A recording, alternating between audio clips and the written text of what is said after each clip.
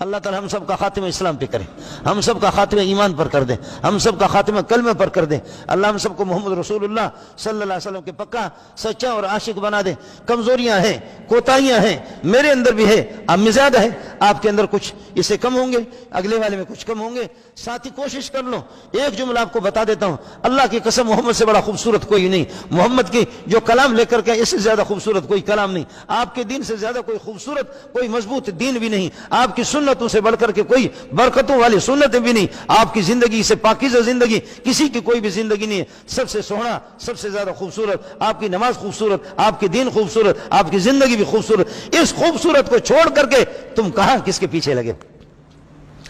اس کو چھوڑ کر کے آپ کس کے پیچھے لگے ہوئے؟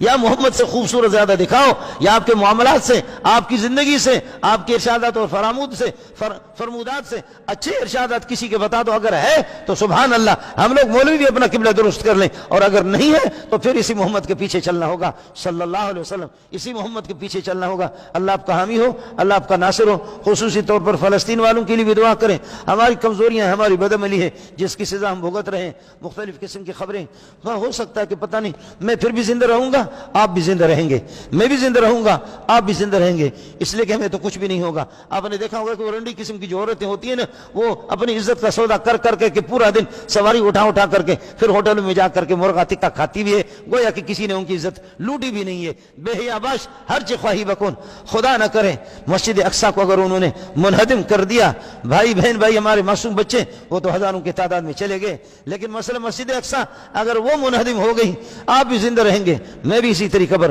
بزدلوں والی میری زندگی بھی میں بھی زندگی گزاروں گا۔ لیکن یہ ہے کہ دعا تو کر سکتے ہیں آپ لوگ اپنے طور